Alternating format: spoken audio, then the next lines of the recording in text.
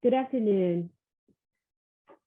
My name is Kimberly Nettles Barcelon, and I am the faculty director for the Center for the Advancement of Multicultural Perspectives in the Social Sciences, Arts, and Humanities at UC Davis. We're located within the Office of Academic Diversity, which is within the Office of Diversity, Equity, and Inclusion.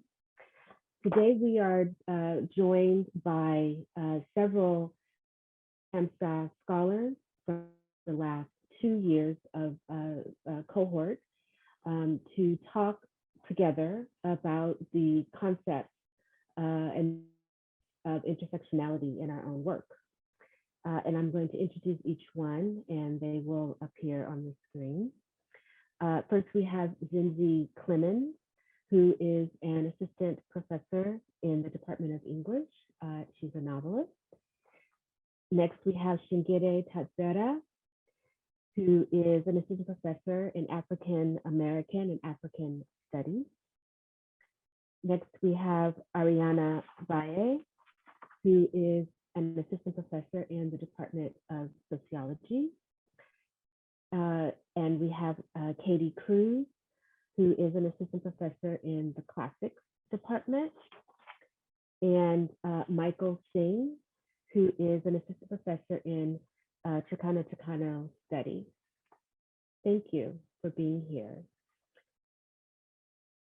So one of the things that I have been grappling with in my own work is around the utility and the use of the concept of intersectionality.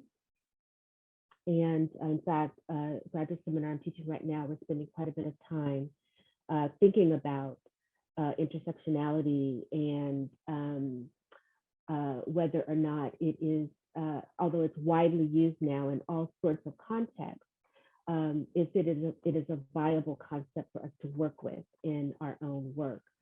So I would like to hear each of you speak a little bit about your work and how you use or don't use this concept. So let's start with Zinzi.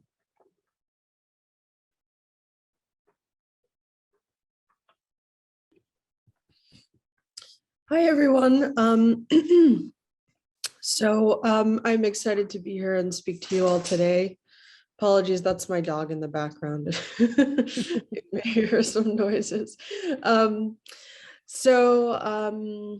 To briefly introduce you to my work, I'm a novelist and a writer of creative nonfiction. I've published one novel. It's titled What We Lose. It came out in 2017. And I'm currently at work on a collection of long-form literary essays called Freedom. And in both of those works, I'm interested in exploring a lot of the same topics, but through different genres.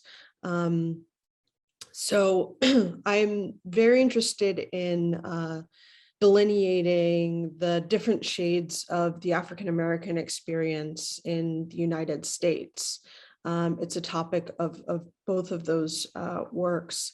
In particular, in my novel, I wrote from the experience of a woman who's a first-generation immigrant from South Africa. And she also is a person who grew up in a middle-class environment. I explore those experiences as well in my nonfiction. And the term intersectionality and the theory is really a very large animating principle of my work.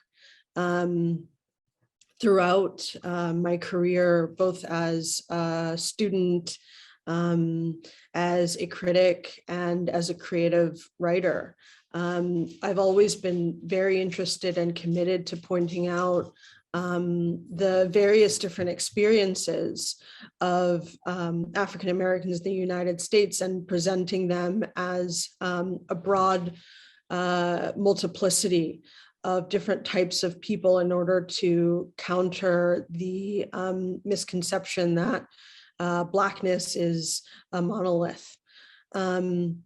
So it's something that I find very useful and invigorating. And when I encountered the term intersectionality, it was something that I had already internalized and lived. And it was nice to see it articulated in such a way. The second way in which intersectionality animates my work is that, Kimberly, as you mentioned, the term intersectionality has been used and, in my opinion, somewhat abused with its growing popularity. And I consider myself a critic. And I'm also interested in the ways that the term has become politicized in our current discourse. And so part of my job as well is to think about what the original intention of the term was, of the theory, and to think about the ways that its original spirit can be kept alive. Thanks so much, Zinzi. Let me just interject here before we go to the next person that that you can put questions in the Q&A box, which is available. And if you want to just make a comment and not necessarily a question, you can use the chat function for that. Thank you so much, Zinzi. I think I'm really appreciative that you pointed to the potential abuses of the term intersectionality, ways in which it's been politicized, and I hope that we will pick that up as a point of discussion as we move forward. So let's go next to Michael. Great. Hi, everyone. So my name is Michael Singh, second-year assistant professor in the Department of Chicana Studies. My background is in education. I identify as an educational ethnographer. My work studies Latino male mentorship programs in middle schools and high schools. And I look at the way ideological shifts in urban education influence how we imagine a proper and productive, and I put air quotes here, Latino manhood that's supposed to be cultivated in schools. So I look at, the way philanthropists, district leaders, principals imagine the quote unquote problem and potential solution to the problem of Latino male education. And then I am there on the day-to-day, on the ground, working with Latino men and boys, mentors and students on how empowerment is lived out. Intersectionality is key to my work. One, simply because I'm looking at Latino boys in schools, so I'm interested in noticing the intersection of identity, but it's much more than that. And I think that's the critique that I have of the larger conversation on boys and men of color in schools. Oftentimes, I think, to Zinzi's point, this framework is often used but abused, that we don't really get to the nuances of intersectionality. We think because I'm looking at race, or, like racial ethnic marker and boys, gender, and that intersection, that I'm simply doing intersectionality. That's great for me. I'm noticing how these identities interlock. But what I really, and I'm drawing here from the Combahee River Collective, I really like the notion of interlocking systems of oppression. So if I'm looking in my work at students' race, gender, and sexuality, I'm also interested in racism, in heterosexism, and in patriarchy.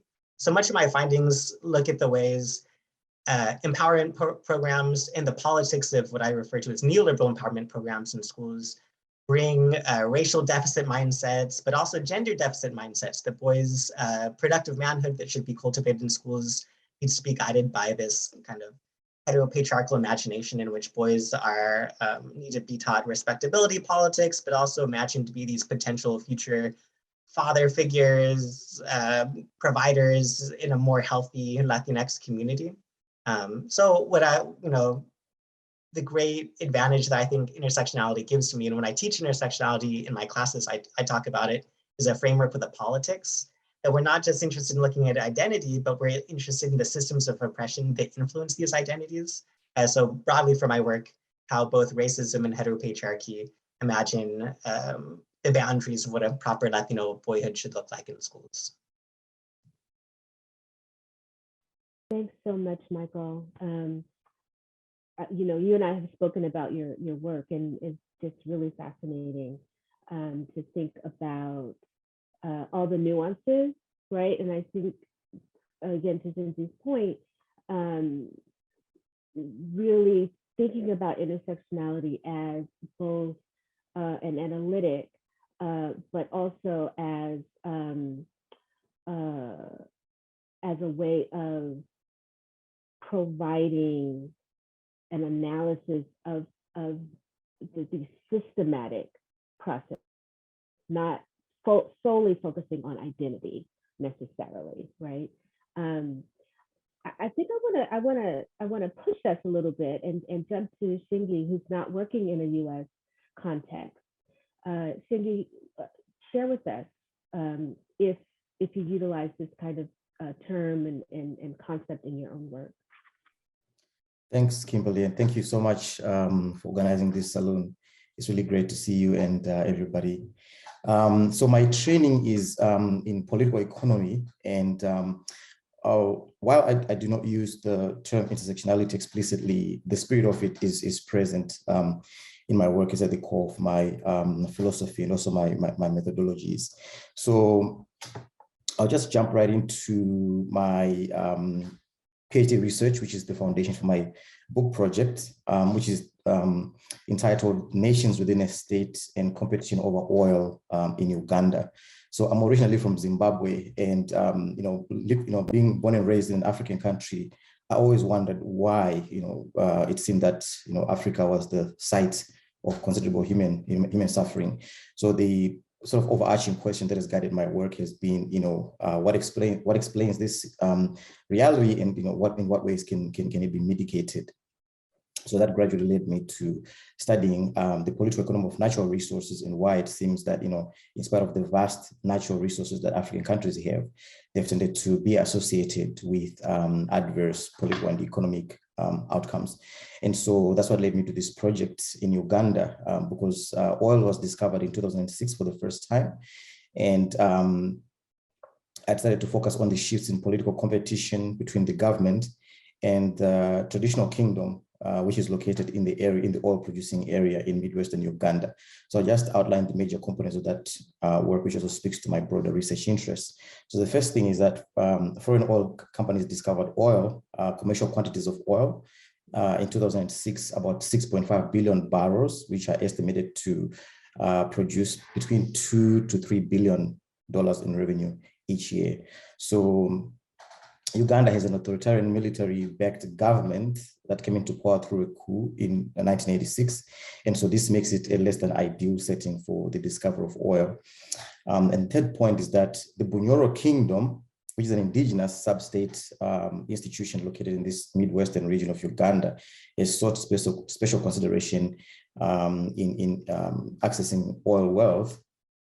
And its demand for the wealth brought it into almost a state of confrontation with the government in 2012, and the government has resisted providing it with any special consideration as part of its imperative. Because the military-backed government, it seeks to weaken every sub-state group, be it civil society organizations or these kingdoms themselves.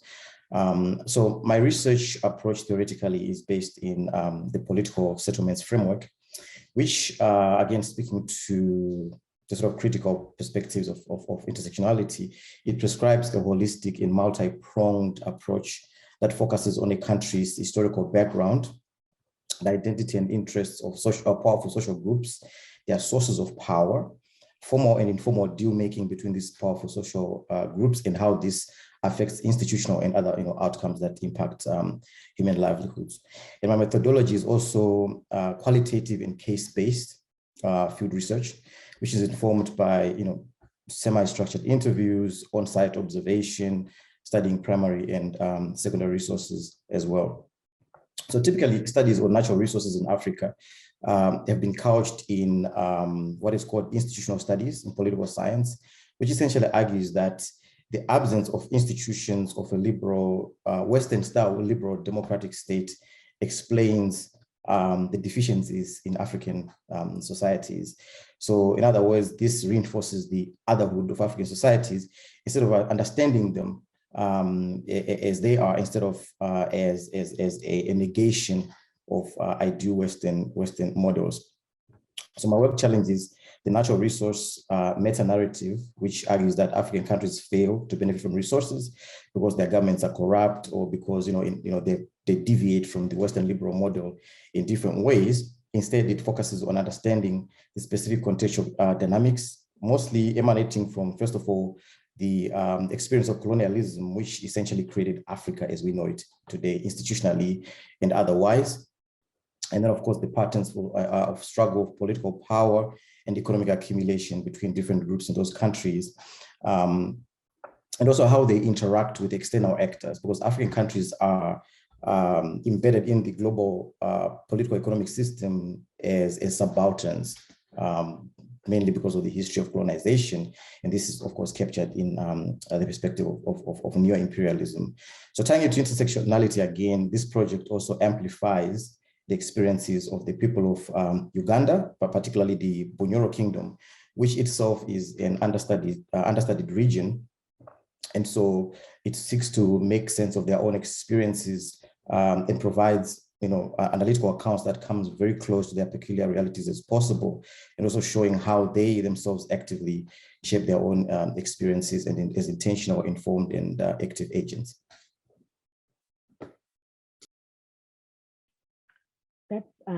That's just so fascinating, Shingi, and I really appreciate the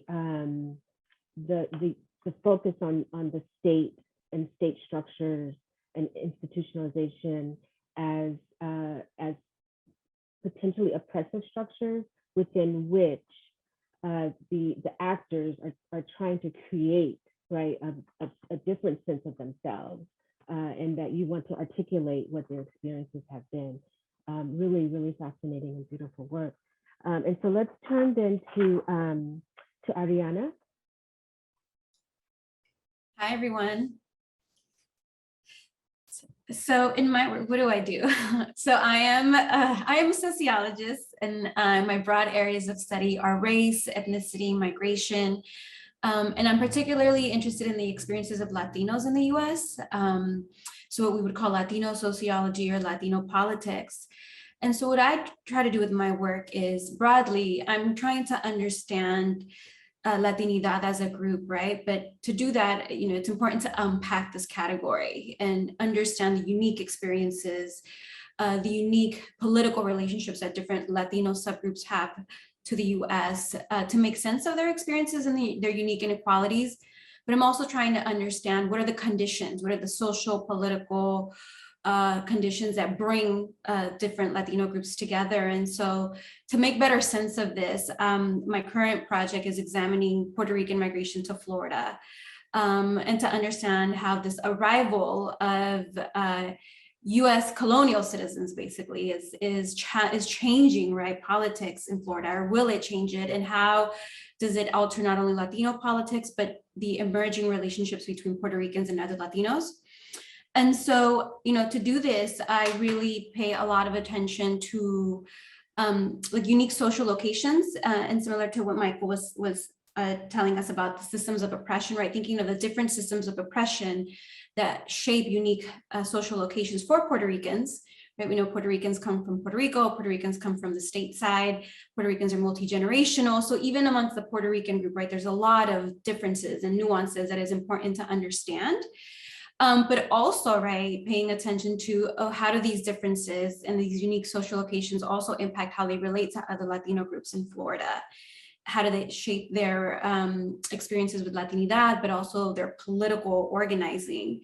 And so I try to really bring those elements together to look at the way class, gender, nativity, the political status really shapes how people think of their own position as Puerto Ricans, as now living in Florida, and also how they relate to other Latinos.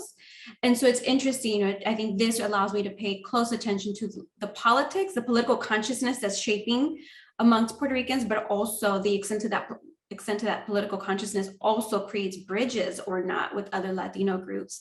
And so one of the things that I'm finding in Florida that's fascinating, right, is how Puerto Ricans, Florida think of Latinidad, and oftentimes the bridges that they feel more connected to other marginalized Latinos, such as Mexicans or Central Americans, and they understand Cubans who've historically been in Florida as a higher, like a more privileged group, and they in the ways that they're reconfiguring the way we understand Latinidad is really interesting. And I think I'm able to get at those things because I pay close attention to issues of coloniality and racialization and migration histories. So it's a lot of, I really appreciate this lens. It's a lot of unpacking, a lot of like peeling back the layers to make sense of all of these experiences. And at the end, I think it really gives us a glimpse of what an emerging Latino politics in Florida looks like, and think about the consequences of that for the US as well. Thank you so much, Ariana. Really providing, potentially providing readers with really trying to grapple with the complexity of Latino identity and experience within a U.S. context. I can't wait to read what you produce. So let's move on to our last scholar, Katie.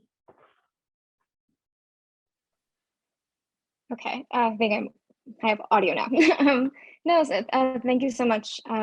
It's been so interesting to hear from everyone else, so it's only made me more excited to be able to participate and to learn from my fellow CAMPSSAH scholars. So just immense gratitude.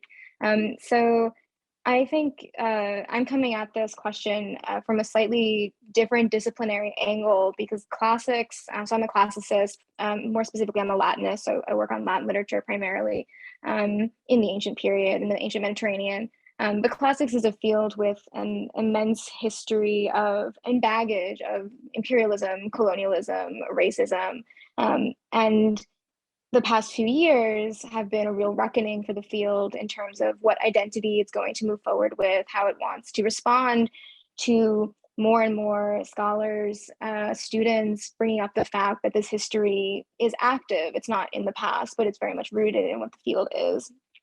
So I think where concepts like intersectionality have sort of entered classics more broadly has sort of in an interesting way been in discussion of the ancient world. So moving away from monoliths of, say, sort of Roman society or Greek society or Egyptian society.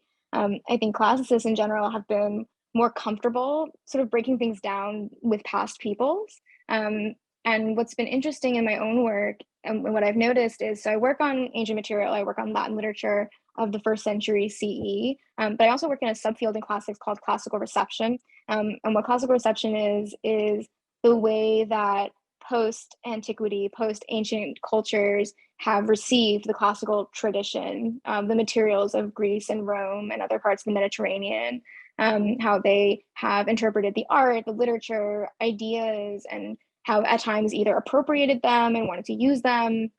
You see this especially in imperial projects, or at times rejected them and said, I am actively working against this tradition. And you would think that classical reception would be a field where intersectionality and other concepts that deal very seriously with social cultural realities and complexities, where that work could be done, because you could do that work in appreciating the way classics has been interpreted by people of different intersecting identities. And what I found in my work in classical reception is this is exactly where this doesn't happen. Classical reception is generally touted as the future of classics with a liberal lens, right? Okay, we can't get away from the Greeks and Romans and their legacy, but with reception, we can talk about, Black communities and Latinx communities, and we can do that work sort of on the side here. And that's meant that a lot of that work has been, with all of its good intentions, very flat. It's just sort of how was classics received by, I don't know, Chicana communities, Puerto Rican communities, such and such community, and that community has been flattened as part of that process. So in my own work, I've tried really to come up with ways to actively present interventions by bringing intersectionality into the way I explore classical reception. So I focus mostly in classical reception on Latinx and Latin American communities, as well as communities in the Hispanic Caribbean. And my major project has so far been one arguing that reception's current idea that Latine and Latin American reception is the same is first of all a problem. It's generally sort of one subcategory, and I've been arguing for sort of much smaller groupings to begin with. But I've also sort of sought out works of reception, works that have engaged with antiquity, that themselves are making this argument about their own identity and their own engagement with the classics. So my most recent project in reception has been looking at a Chicana play called Woman on Fire by a Chicana playwright named Maricela Trevino Horta. And that play presents sort of a conglomerate of voices, all from different perspectives, trying to work through not only sort of this like legacy of classics that in very interesting ways permeates the text, but also political and social ideas about immigration policies in the United States. So it's a polyphonous text that really roots each sort of moment of intervention in the complex reality of each character and speaker. And so by exploring that text, I've also sort of used it in my larger arguments about the way reception has to change and to take on some of these ideas really seriously. So yeah, in sum, I think for me, I feel like classics often thinks it wants to use intersectionality, but often doesn't really know how. I think some of the things people have mentioned about the way that the term can sort of be manipulated or drained of its real value can happen in a field like classics that's interrogating itself in this very self-conscious way. But I do think there are movements, not only myself, but many other scholars, especially scholars of color and early career scholars who are taking these on seriously to sort of break down some of these structures. So the path back is a little frustrating, but I do think the future is bright. And I think concepts like this are really needed for classics to continue to exist and to have value. So that's partially why I'm so excited about this conversation and hope I'm already learning a lot that I can bring back to my fellow classicists. Thank y'all. I'm seeing so much dialogue that can happen right now, thinking between Ariana's work and Katie's work. So hopefully you will find a time in this space and then beyond that to have that dialogue. I want to remind our audience that the Q&A is open. So if you have any questions, please do put them in the Q&A box and we will get to them. So maybe what I'll do now is I'll leave it open to our discussants here, our panelists, to ask each other questions or to make connections between the work that you all are doing.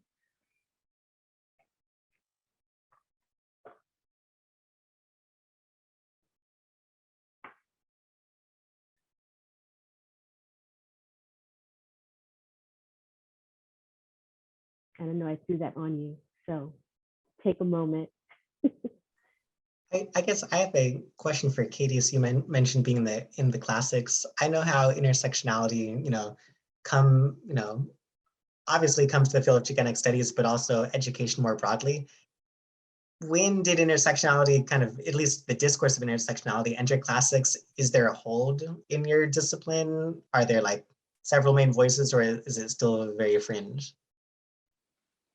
No, I think that's such a great question. And I think you get different answers based on like what circles different classicists have been in. I mean, when I was an undergraduate and even at the beginning of my graduate career, which was only, 6 years ago or so, there was no space or knowledge in sort of any kind of sort of comprehensive discourse in the field about concepts like intersectionality. I think that comes both from the fact that although there was growing, so some people say sort of classics is all, certain demographics of, people who've been learning Latin since they were 0 in certain upper class affluent communities. And that's true.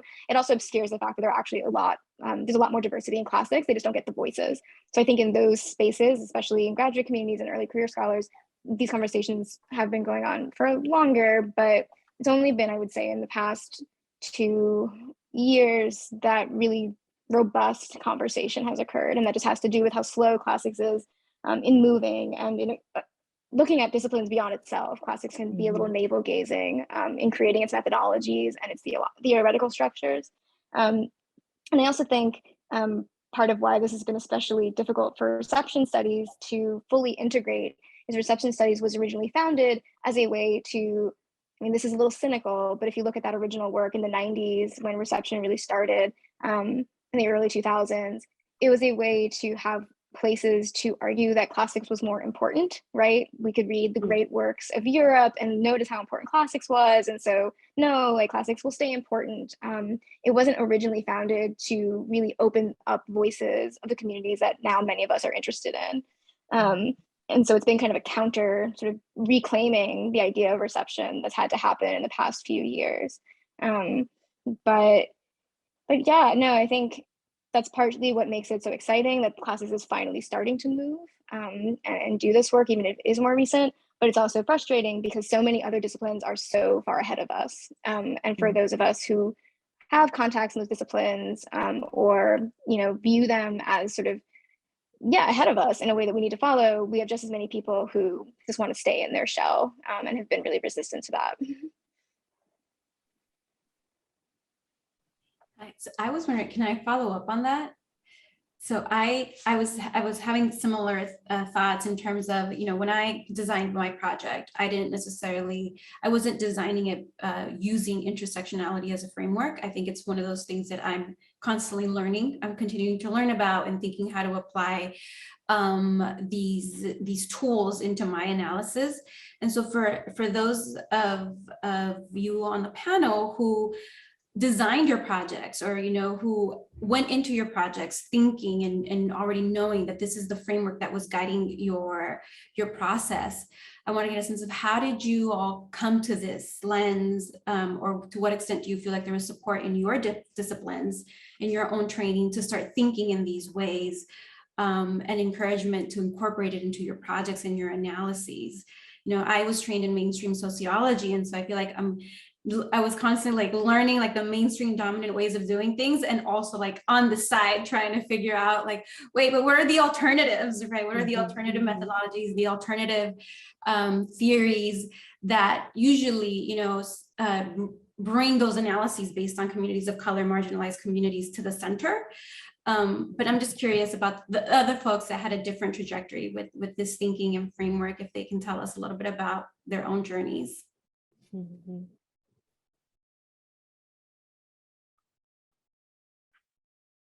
I think I'll jump in and say a little bit on this question, and then, you know, maybe others will join in. When I was in graduate school, it was in the moment when the term intersectionality was being coined, and so I had the pleasure and the honor to actually take a course with Kimberly Crenshaw back in the early days of graduate school. And as she was working on this work and really, you know, thinking about, you know, how to think about the uneven application of the law. And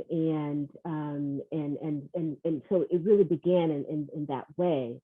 And so I think at every point for me in my career, and because of my own experiences as a person, I knew that I couldn't just examine race or class or gender or sexuality. I had to think in a much more complicated way, a much more complex way, and to think at various scales, right? And so I think that one of the things that was difficult in sociology was exactly what you described, that a lot of that work I was doing off to the side, not because there wasn't focus on race, on class, on gender, but those things were separate fields, which seems absolutely counterproductive in terms of really getting at thinking through what are the issues in our society and how people are experiencing them.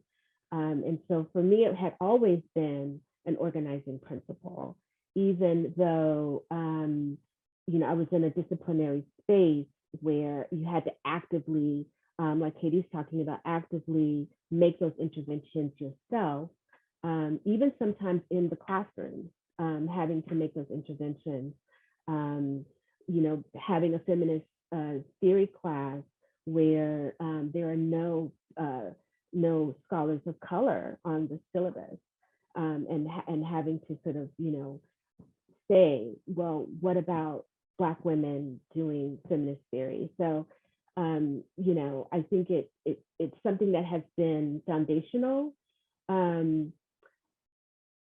but I'm concerned about the proliferation and maybe the watering down of that. And so one of the comments in the chat, I think Tom raised it, was what do we see as the misuses of intersectionality, and maybe how our work speaks to that.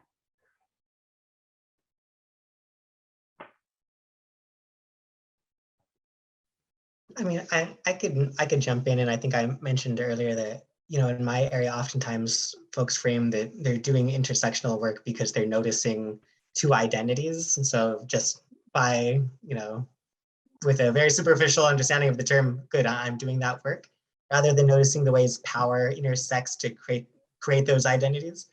And actually, so Kimberly Crenshaw has been an outspoken critic of former President Barack Obama's My Brother's Keeper initiative, which was a White House initiative that sought to garner resources and bring different actors to support boys and young men of color inside and outside of schools.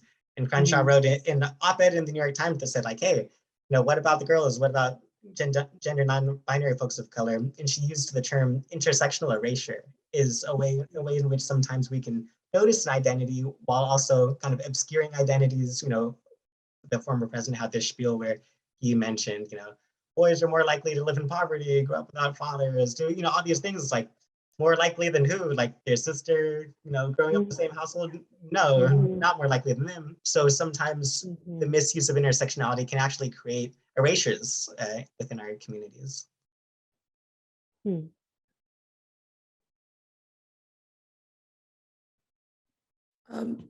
I can also speak to this. I started thinking about this, I think post 2016, when I noticed that a lot of, they tended to be white women would, in like their Twitter bios or other social media bios, would start writing, identifying themselves as intersectional feminists. And I thought that was very strange, because the theory didn't seem to lend itself to an ideological identity or grouping very easily to me. And number two, you know, the sorts of views that they were espousing didn't really seem to line up with what I understood of intersectionality. And it all kind of, it kind of culminated when I got into a Facebook back and forth with someone, as one does, who was a white woman who wrote an article about Bernie Sanders and critiqued him for being a racist and not speaking to so-called marginalized communities. And there are these buzzwords that people tend to throw around when they identify as intersectional feminists, but offered absolutely no evidence for how his campaign had done that.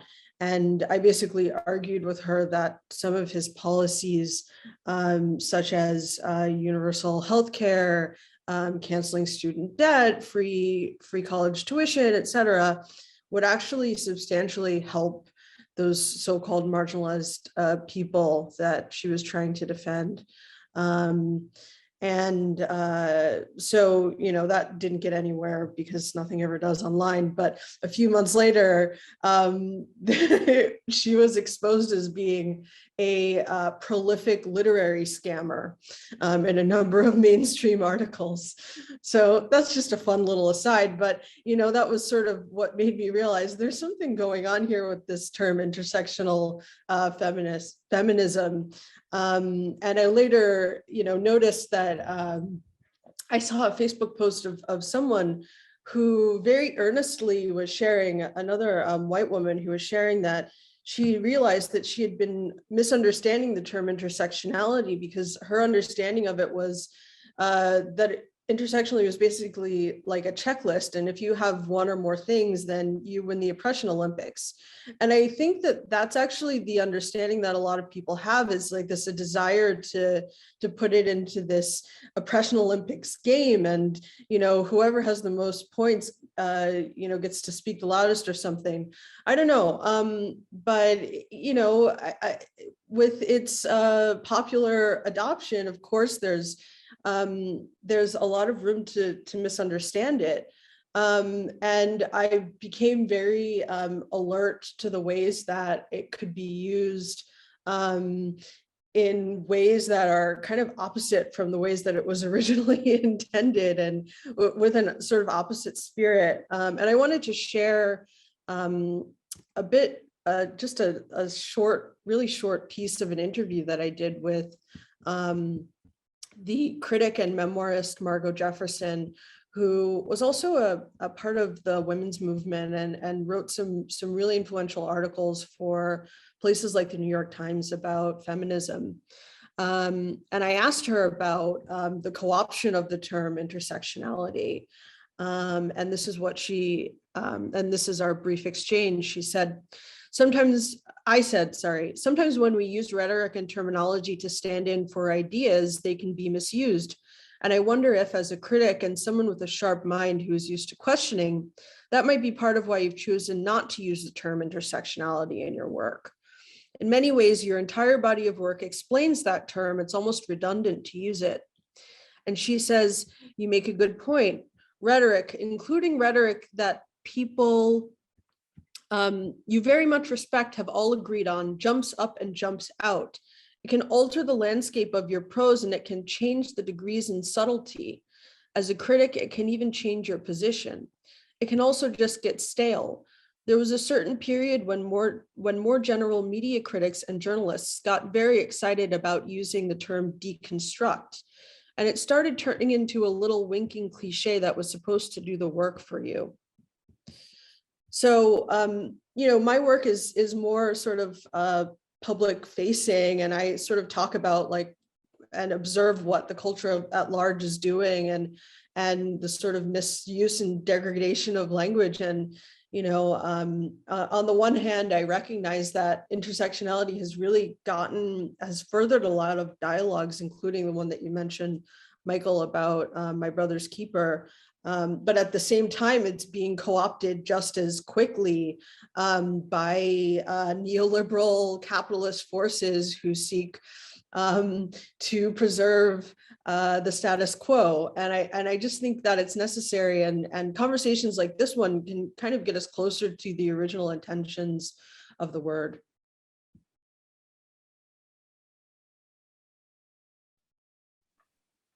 Yeah, if I could sort of just follow up on one of those threads, and I think that response was really powerful and drew so many things to mind that I've seen in my own sort of context, which is of course a very different one. But I think, yeah, there's something there when you think about the question of what use intersectionality has for the specific work you might do versus the role it plays in like your larger academic or disciplinary context, whichever that is. Because that really brought to mind to me something I had noticed in sort of in my field, which is that calling yourself an intersection, I don't know, airy something, or sort of putting it in your title or sort of whatever, however you sort of advertise the work you're doing, has become a way for certain often white scholars to signal to their own colleagues who often share a similar demographic that they're sort of they're in the club, that they sort of are doing the work the way that like they will be praised to do it. And what that means is that although these scholars often do have, one could argue, good intentions for the work they want to do, they sort of bolster each other's voices because they each sort of agree that the other person is doing the good thing and they want to amplify each other. And that ultimately silences the voices of people of color, especially women of color, I found, that are actually using intersectionality in their work, or who are sort of doing the real nitty gritty of, you know, diversifying the field in the way that class itself knows it needs to. Instead, we just sort of keep that same coterie of people who use the term as a sort of a label for themselves.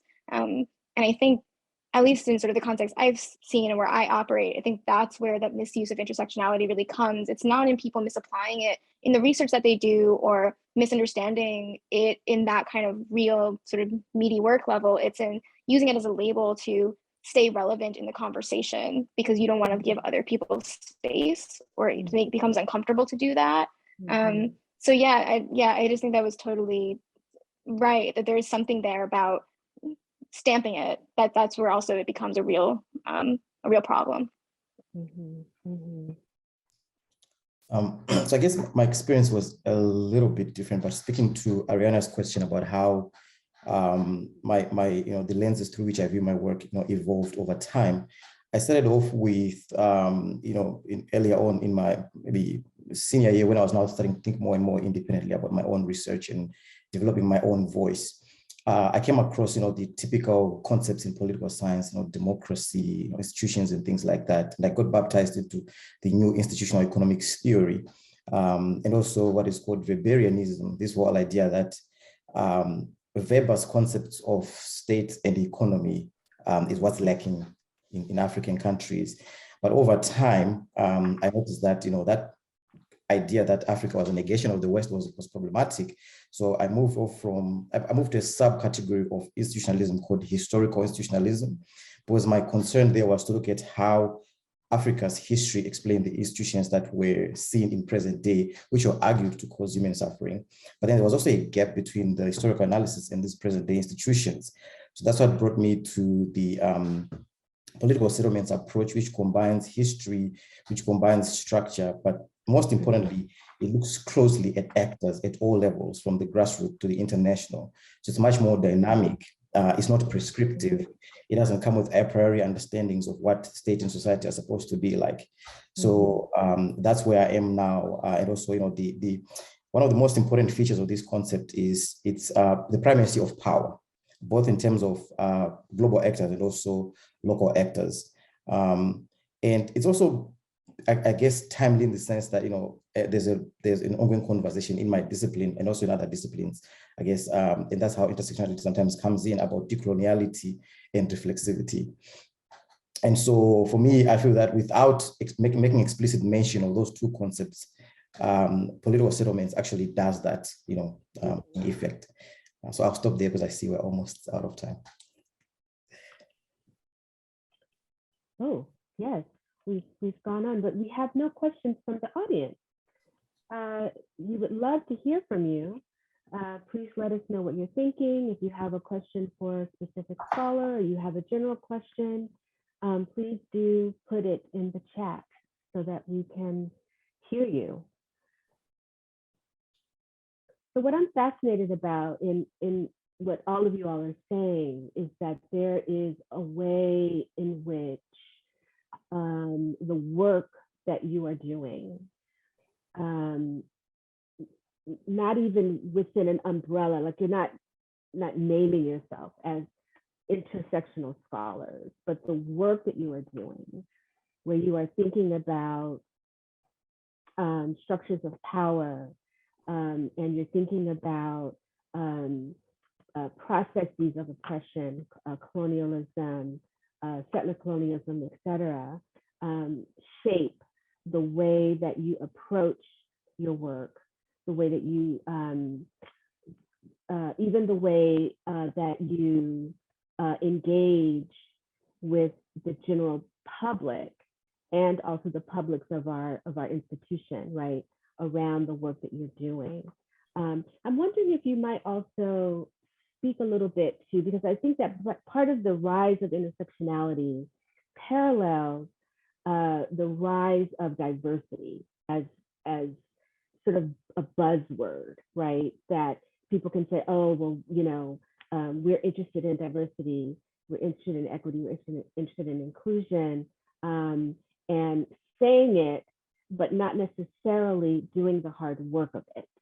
And so I wonder if you have any thoughts about that in terms of your own work, your scholarly work, but also just your presence in an academic institution and in a program like CAMPSSAH, designed to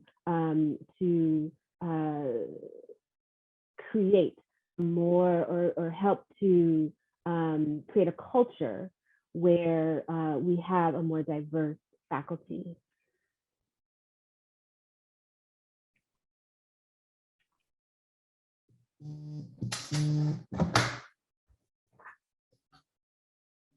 I'm happy to jump in.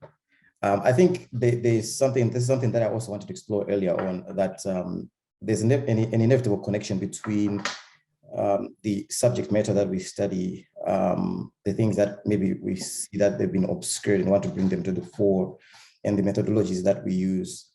Those things are informed by our identities and also our lived experiences.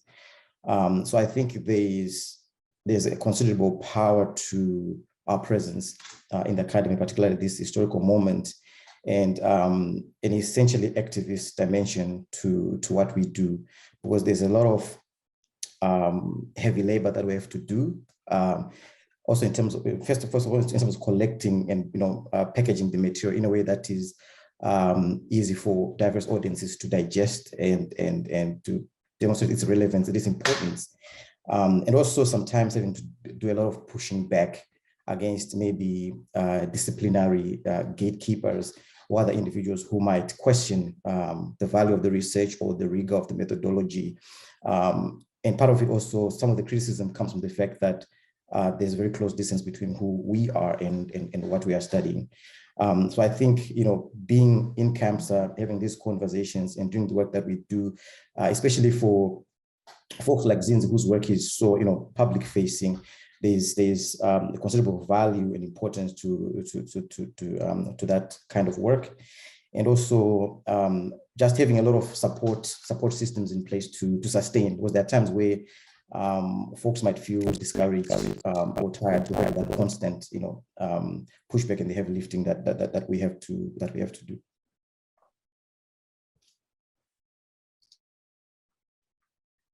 I'm going to, unless Lauren's going to jump in and say something more, we do have 2 questions in the Q&A box. So Lorena, who is our ABC of the Office of Academic Diversity, asks, does intersectionality include class status usually?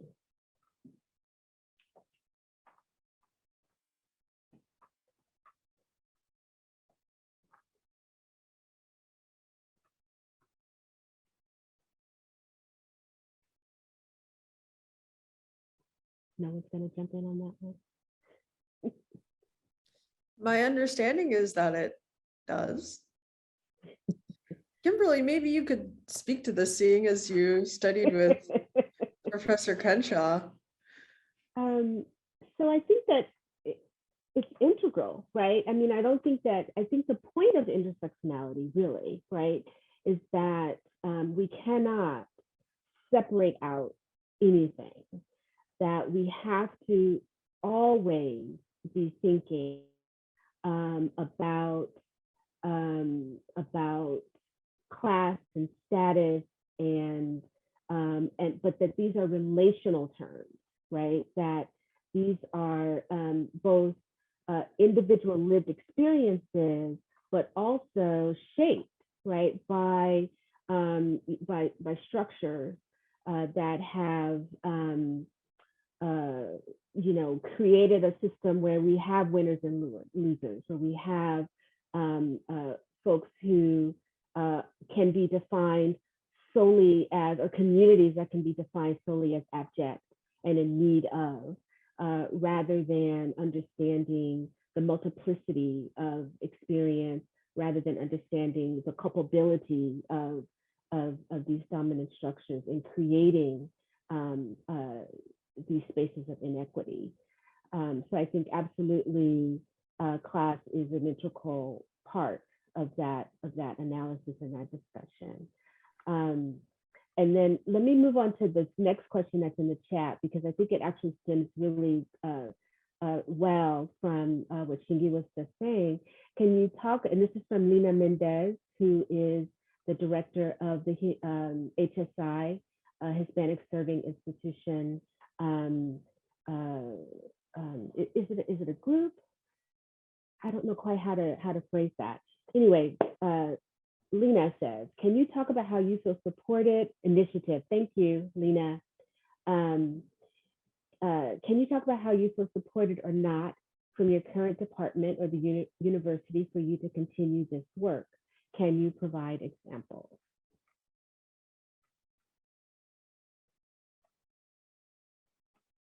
How do you feel supported or not? And can you provide examples?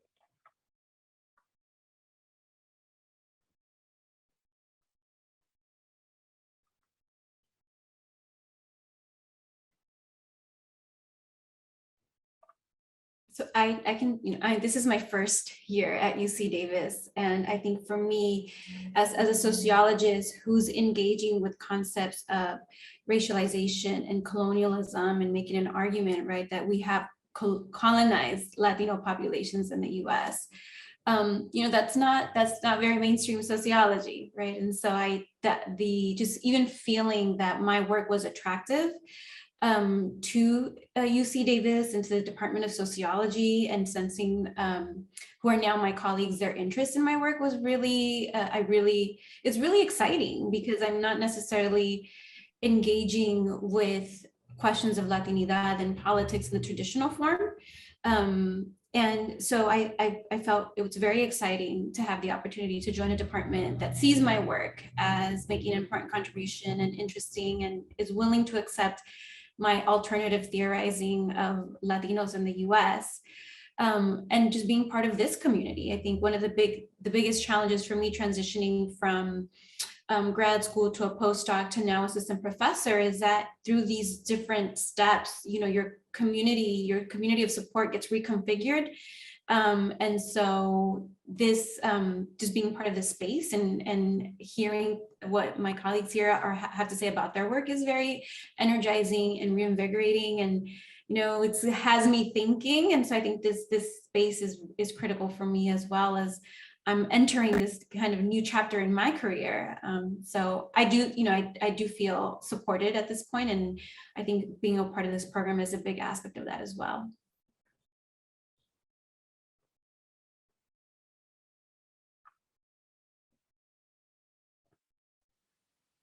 Yeah, I mean, just to sort of jump in, I would agree. I think programs like CAMPSSAH do a lot to create community and support. I would also say that this is a sort of a very blunt thing, but when after I was hired, my sort of department chair sort of took me aside, and a few other members did as well. And they said, we know you're interested in reception. We know that means that, like, you may ask for funding to go to Puerto Rico, not Greece, which, like, as a classicist might raise an eyebrow here or there, or,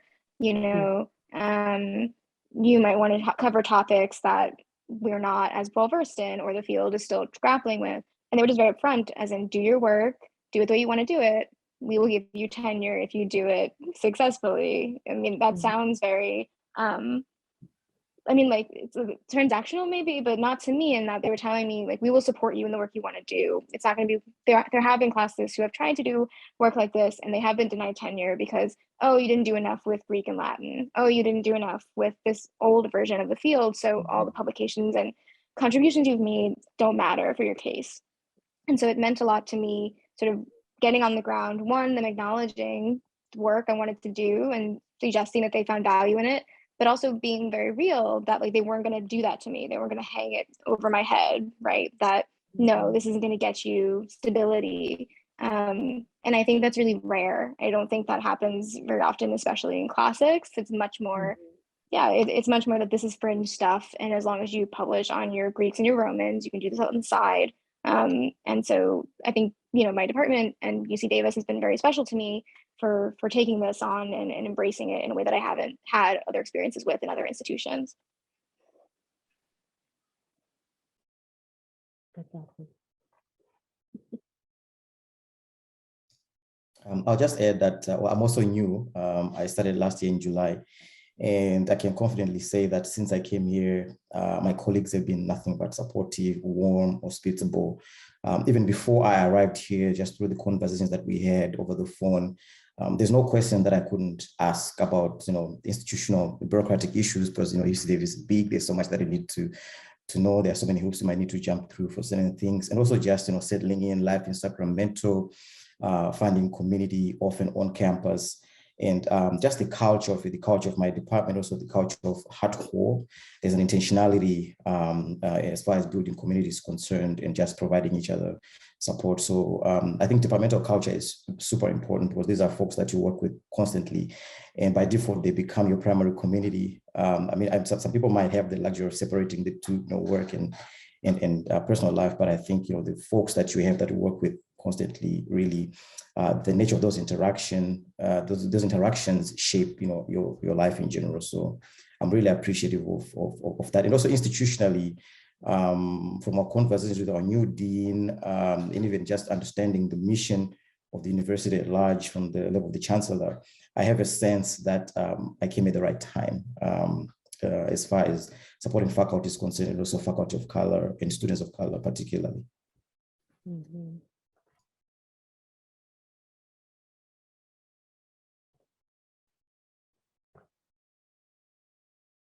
Do you think that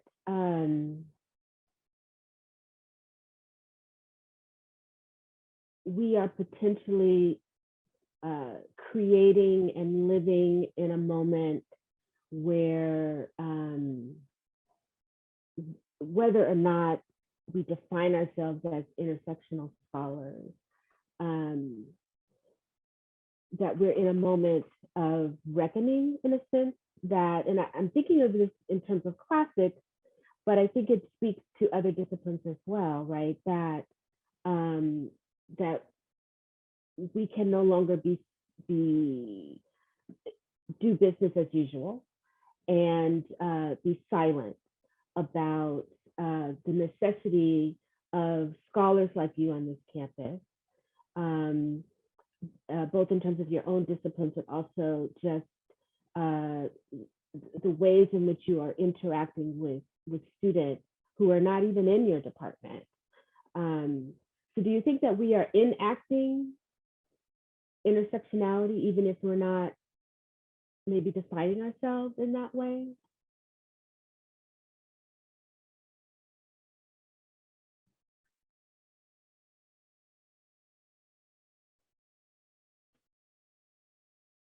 Can we think of it as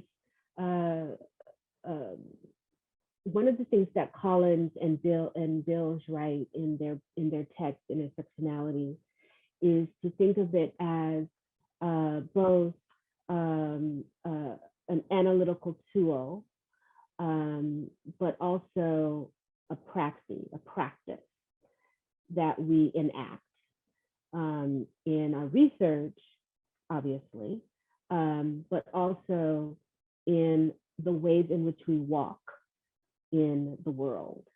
On this campus in particular is what I'm thinking. Do you see us in a moment where we are doing the practice part? Or do we need to do more? And in what ways?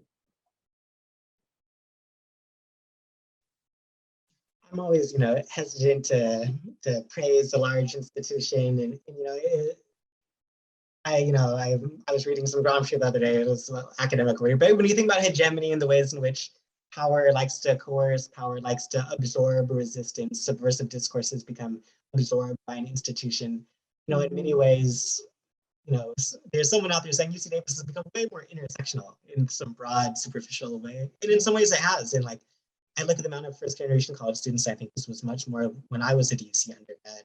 They have much more supports than when I was an undergrad. So I think there's great work that's been done.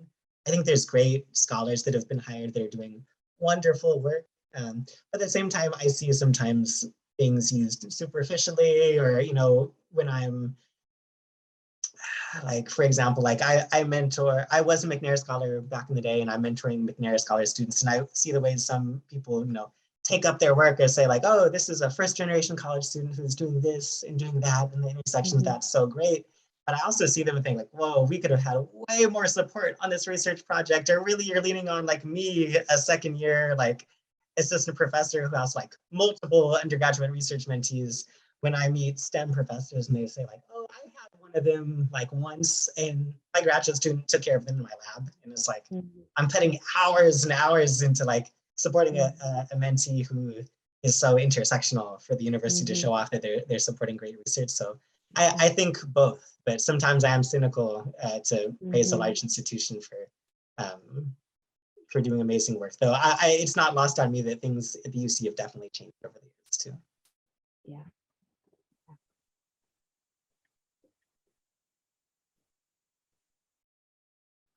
Anyone else want to jump in on that one?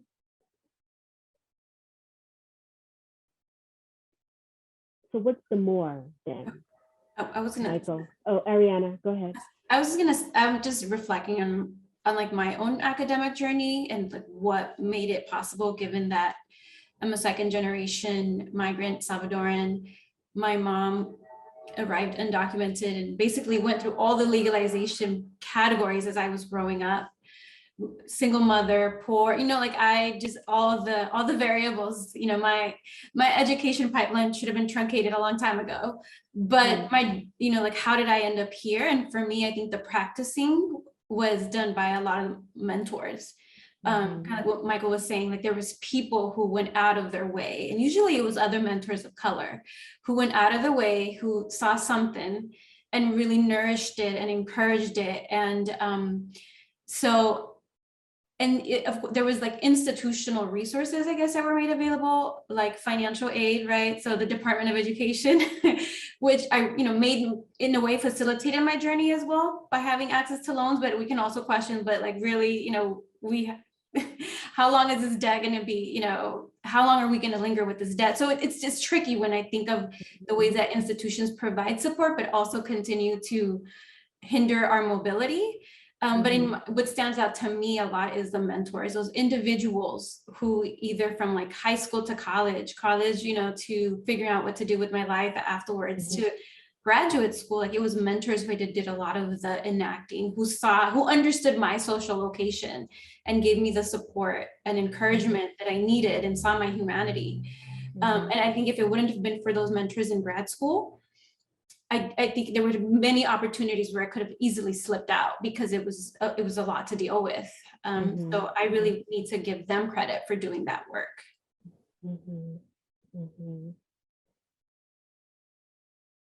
More resources is what I'm hearing, to really walk the walk that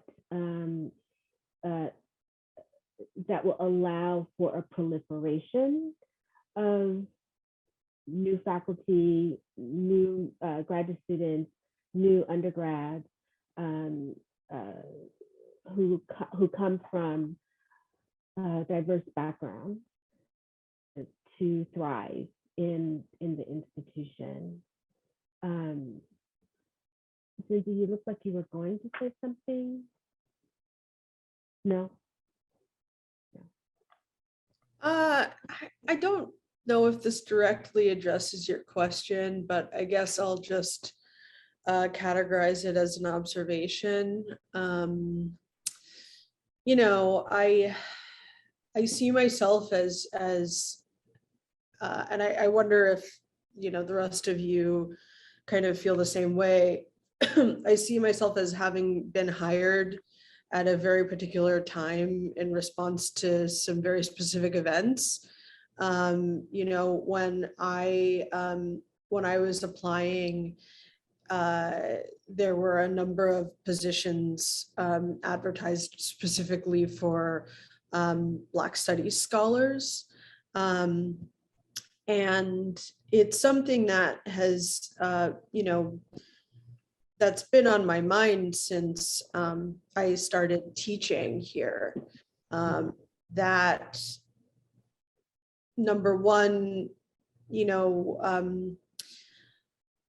my position and the positions of a lot of my peers are seen as redress for a particular like political outcry that happened in 2020 that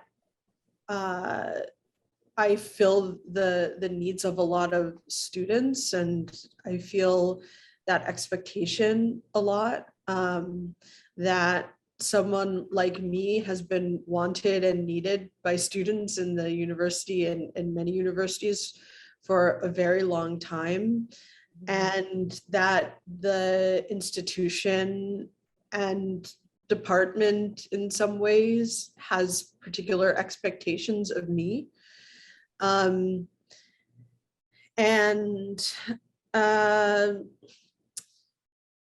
It's something, that I live with on a daily basis, and sometimes that can be clarifying when I think about my daily work, and sometimes it can feel burdensome to have so many expectations, but I do think that, this also being my first tenure track position, this is the beginning of my career in a lot of ways. For it to have come about in this particular moment has a lot of meaning. And that's something that I think about often.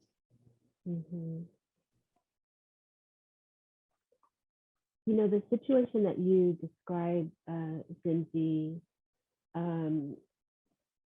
where you feel hired to do a particular thing in this particular political moment, it feels to me to have always been the case. I mean, I certainly felt that when I was hired 20 years ago here, that I was here to do a particular thing and it wasn't necessarily my scholarship, but the presence of me and the way in which I would then interact with students and provide for students in a particular sort of way seemed an unwritten part of the job, right? So now maybe it's written, but what doesn't come along with that, perhaps, are the kinds of resources that we might need to truly thrive in doing that work. But it also leaves open the question of, and I think part of what has been the critique of intersectionality by some is that it is essentializing, right? And it is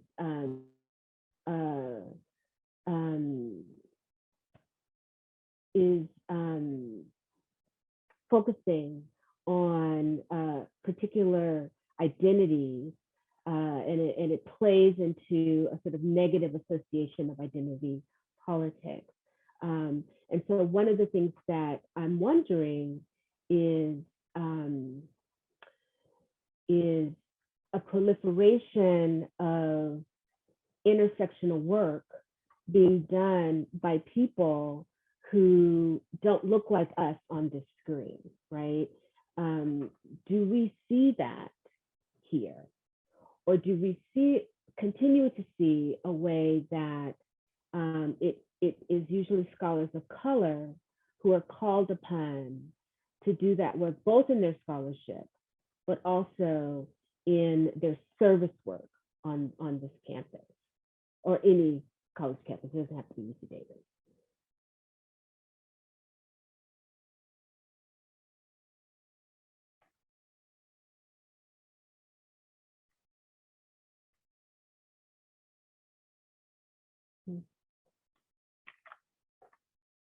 What do you all think?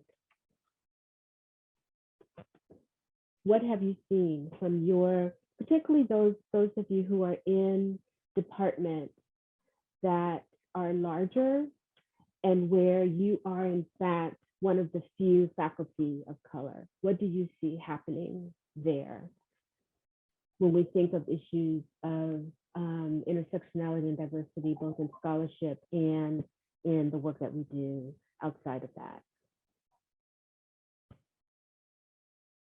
Not necessarily calling people out, but just what have you seen? What do you think? What do you think the culture is today?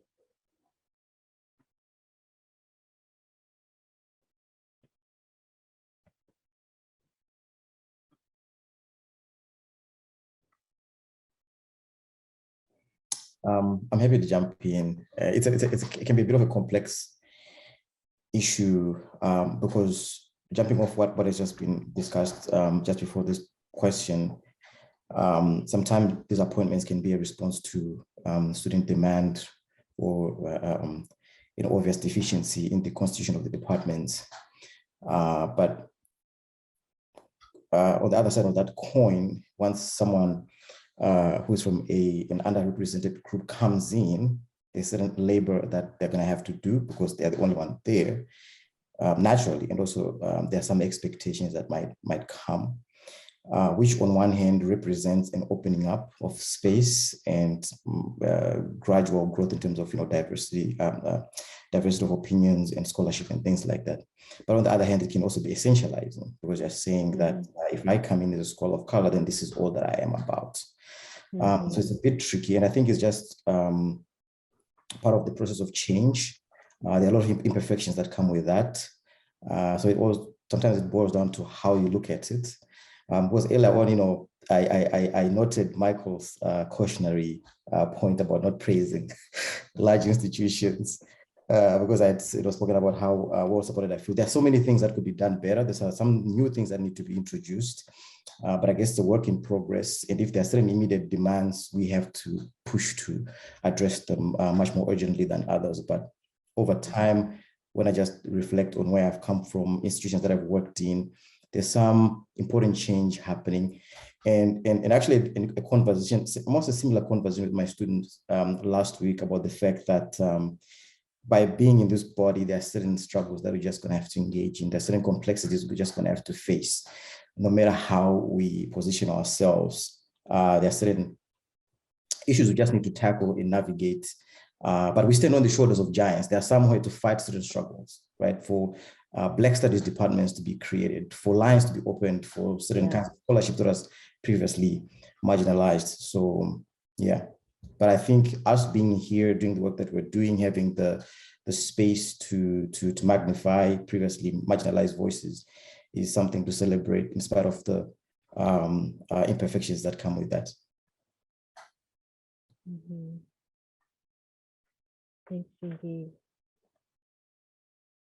I'm going to call out once again to our audience. We have about 7-8 minutes or so left. If there's another question that someone might want to ask, generally or to a specific scholar.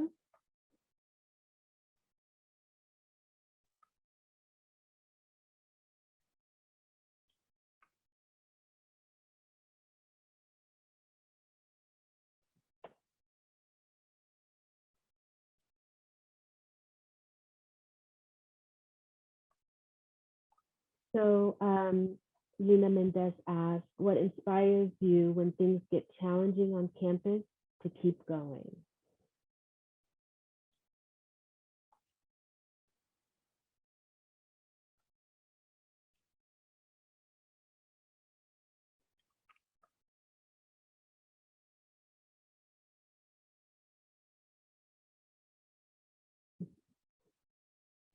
I'll respond.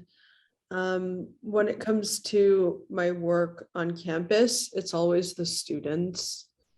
When I am feeling overwhelmed or challenged, I'll always just come back to the mission, which is to serve our wonderful students and to think about how important my professors were to me when I was a student. And in my research, to extend the question, I think about my readers and I think about how important it was for me to read certain books and how important it still is. And I think that as long as you keep those things in mind, that you'll usually end up doing the right thing. Thanks, Zinzi. I want to echo what Zinzi said. I think teaching this year has been really challenging, specifically as we transitioned out of Zoom to in-person, or that in-between world, and having to, accommodate students who weren't quite ready to come to campus, but we needed to teach our courses in person. So I think it's really created a challenging in-class learning dynamic, because some bodies are present, some are not. And I do think, given how we all are doing, mentally and emotionally and physically, I think we're all collectively exhausted and dealing with our own healing and trauma. And I think during these very difficult quarters, for me, what has been inspiring as well has been when one student tells me this reading changed the way I think about things, or this one reading has inspired me to pursue research in this area. And it's gratifying, because it makes me feel like, oh my goodness, you did the reading and it touched you. And you're really thinking about it. Yeah. So those moments where you see that students are interested and they are engaged and they're thinking about the lesson, and it's just gratifying, because I think for me this year I've been doing a lot of learning in terms of how the educator role, and put a lot of thought into creating my syllabus and the voices that were represented and the authors. And so when one student just expresses that they got something out of that week's lesson, it feels like victory. This is why I'm here. Because otherwise I don't know if the student would have been exposed to this material. So I echo what Zinzi's sentiment. Thanks, Ariana. For me, the students I'm teaching our big intro class, Introduction to Chicana Studies, is 400 students, and after every lecture, some different student comes up and says, I really like this area, or this is something I've experienced my whole life, but I didn't have a language to talk about it or think about it. And I love teaching the intro class. It's so wonderful. Yeah. Mm-hmm. How many students did you say, Michael? 400, it's a big one. Oh, wow. And you're all in person? Okay, wow. That's awesome. Well, I think that we have come to the end of our session. I want to thank each of you for participating and being open, sharing your research and your experiences. And I want to thank our audience for attending and your well wishes in the chat and your questions in the Q&A. It's been wonderful. This event has been recorded, and we will have a link for it on our website. And so feel free to pass it along to others who were not here.